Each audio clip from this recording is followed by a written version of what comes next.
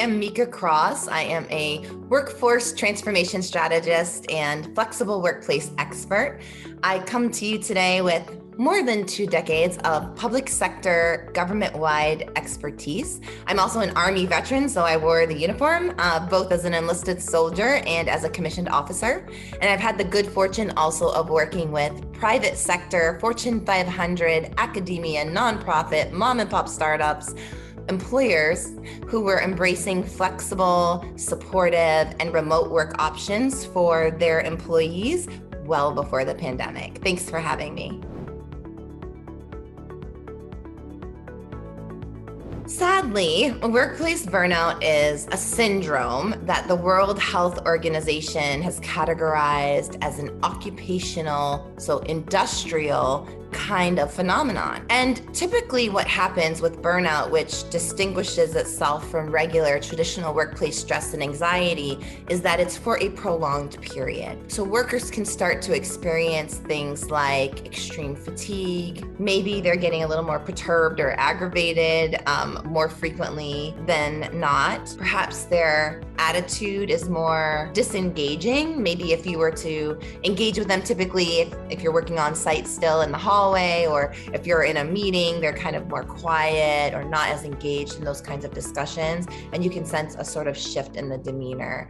And for workers themselves, sometimes they experience like this long, prolonged feeling of just not feeling connected to the work and not feeling particularly inspired. This can actually cause and lead a number of physical symptoms as well. Well, again, it's typically a result from long-term to prolonged workplace stress. Now, stress doesn't always have to mean something negative.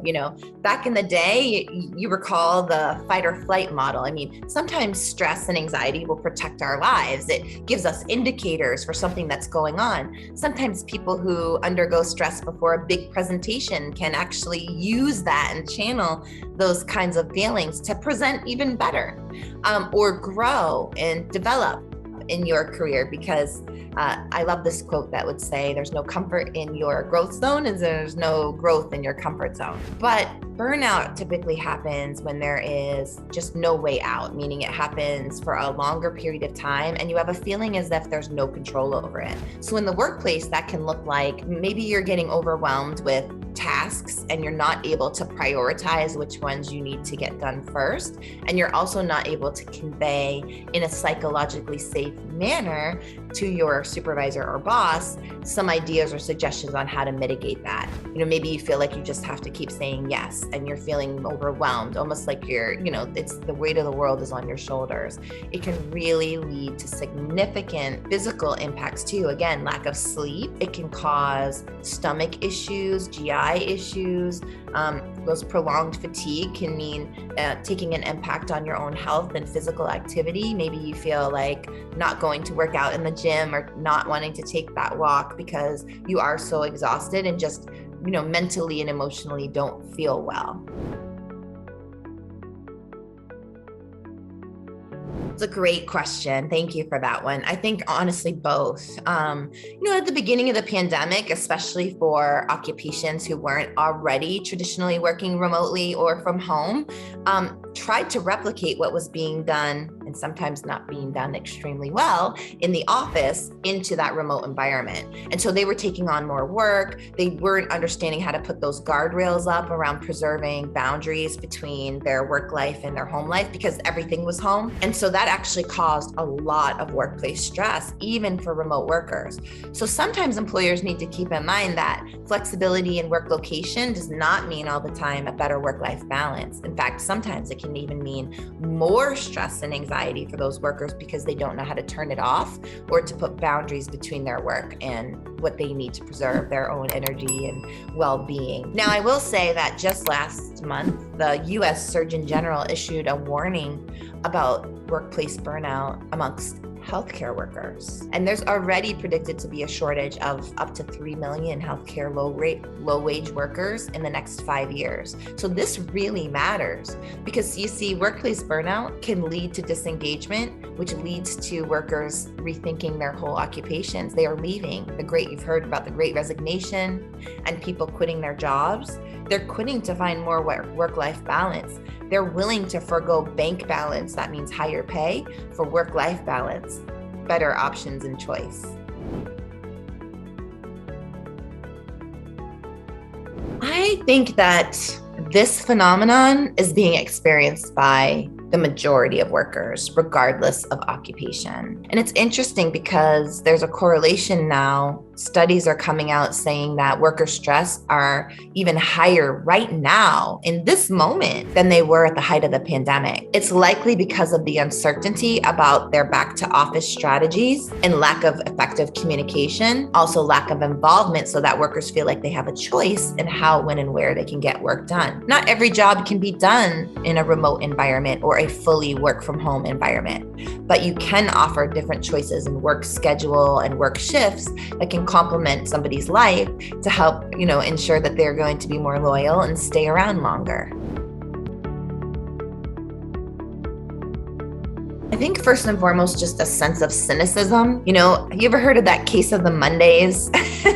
So on a Sunday, when you're really not looking forward to the weekend to being over, maybe it's that sense of the case of the Mondays, but every day, feeling a sense of like dread and not really feeling energized by your work right now. Maybe you even dread it, thinking about going back to work if you have to go into an office, or even logging on if you have to work from home. I think that's a starting point. And then again, back to how you're experiencing work at all. Like, are you getting joy from any of these projects? Are you feeling this feeling of overwhelmness? And then are there any impacts to your daily living activities? Like, how are you sleeping?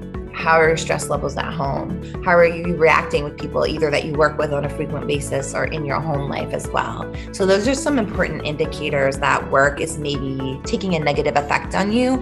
And there are some tips and tools that you can start doing before it leads to burnout to try to help strengthen the way that you work together. But the first is really, calling out, waving a white flag, I'd say, letting your supervisor, your coworkers know that you're really experiencing these feelings. And the more that we talk about this in the workplace, the more we can normalize these kinds of conversations, because emotional and mental health well-being matter just as much as they do physically.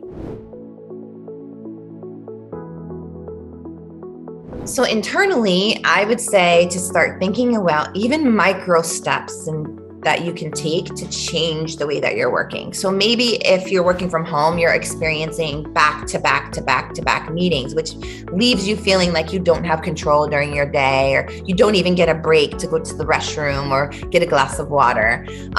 For those meetings that you call, so let's say someone says, hey, can you put a meeting on my calendar? I want to talk to you about XYZ. Perhaps you think about where can you add a little buffer room, maybe if it's just even 5 or 10 minutes for all the meetings that you schedule on behalf of yourself or with someone else. Maybe you start at 1:05 instead of 1 p.m. Maybe you start at 2:15 instead of 2 p.m. And you start looking to shorten those meetings to about 30 minutes or 50 minutes versus a full 60 minutes.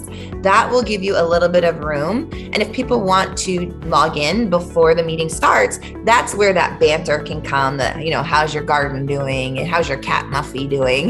Things like that. But sometimes if we're doing too much of that, it can burn you out. It can actually add stress to your day. And then also looking for ways that you can shift the mentality that work has to be done and collaboration has to be done synchronously, meaning we don't always have to have a meeting to make a decision or to keep ourselves updated. How can you start learning those asynchronous ways to bring into your workflow to make sure that people are staying up to date and that information is transparent, but we don't always have to call a meeting? Those are some immediate first steps in the workplace that you can start doing.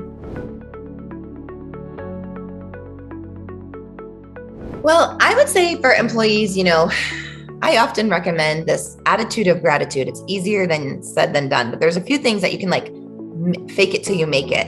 If you're feeling stressed out, even practicing a smile sometimes makes someone else smile. I might be feeling really tired or worn down. I could even practice it in the mirror, but sometimes it just changes your mood.